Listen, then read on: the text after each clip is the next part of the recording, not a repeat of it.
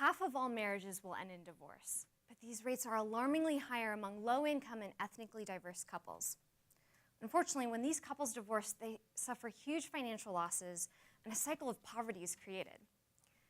As the daughter of divorced parents, I grew fascinated with how is that we can help low-income couples from divorcing. Imagine that I gave you $750 million to solve this issue. How would you do it?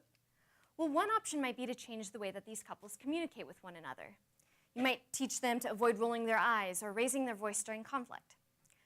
Another option is, rather than change the interactions within the relationship, you can change factors outside of the relationship, specifically stress, whether that be from work or finances.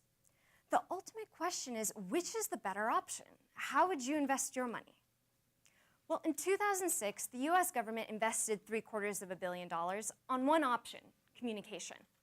They taught thousands of low-income couples strategies like saying, I feel X when you do Y. Unfortunately, although these strategies have worked in the past for some couples, in this case, the federal plan completely failed. How could that be? Well, one likely reason is that the educational programs were based on research using white middle-class couples, and then assuming that low-income couples had the same resources in their environment to support that learning. You wouldn't teach piano lessons if you didn't know that that person had a piano.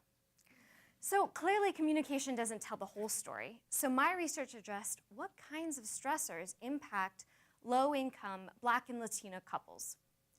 Using intensive longitudinal designs, I followed couples and as their relationship satisfaction fluctuated over time, and also how their stress fluctuated. I found that when couples experienced a decrease in stress, especially certain types of stress, the relationship satisfaction went up. But when these same couples later experienced an increase in stress in 4 areas, their relationship satisfaction correspondingly went down. What kinds of stress?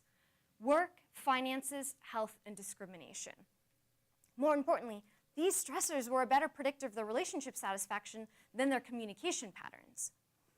And so, although it's tempting to help marriages by changing the marriage, we need to think outside the box, or rather, outside the couple. How?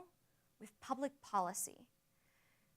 A few ways to start among many include increasing minimum wage and access to childcare and health services. Investing your money on initiatives like these could eliminate the racial and socioeconomic disparities in divorce and help couples not too unlike my own parents. Thank you.